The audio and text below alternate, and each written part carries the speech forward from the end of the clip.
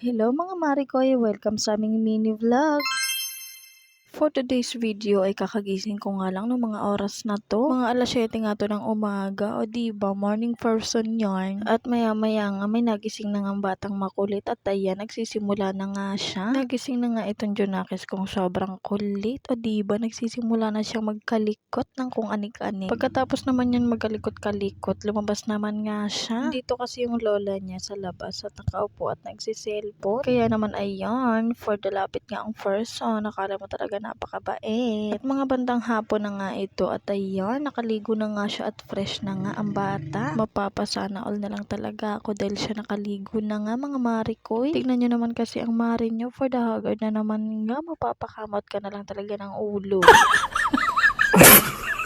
Ang kulit nga ng Junakis ko na to dahil gusto ngang ilabas itong laruan niyang sasakyan. Hindi ko nga siya pinapayagan ilabas dahil nga sobrang init sa labas. Ay grabe, ang sakit sa ulo. Grabe kasi ang init mga Marikoy, nakakatuyo ng lalamunan. At syempre kahit mainit, anong gagawin? Magtitimpla ng kape.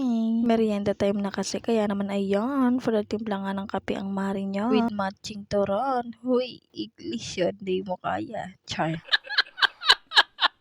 Pagkatapos ng kumulo ng tubig mainit, syempre nilagyan ko na kaagad itong aking kape. Pagkatapos naman ng merienda, ayan nga ang bata, nagkukulit na naman. Hindi ko pa nga naayos tong tinigaan namin kasi nga natulog nga kami, mamaya na lang yan. Huy, kahit nga siya lang mag-isa naglalaro, ayan, tuwang-tuwa nga siya sa ginagawa niya. Eto naman ang mari nyo, o diba, napakadaming chismis sa mukha na hindi na nawawala. Ay grabe ba? Eto nga ang bata at bising-busy nga sa paglalaro dito, o diba? Siya lang mag-isa pero happy siya. Tignan nyo naman at napakaganda nga ng kanyang ngiti, nakakawala ng stress. At kinagabihan nga, ayan, at maglilinis na nga sana ako, kaso itong bata ayaw nga niya akong tantanan. Gusto nga rin nga sumama sa pagbibideo ko, kaya ayan, isinama ko na nga. O diba, gabi na pero gising pa din siya. Pagkatapos ko naman maglinis, ayan, nagtawag na nga siya ng mama at idede na nga daw siya. Antok na kasi talaga siya, kaya naman ayun, tulog ang bata. At yun lang, maraming salamat sa mga manonood ng aming video. Good night!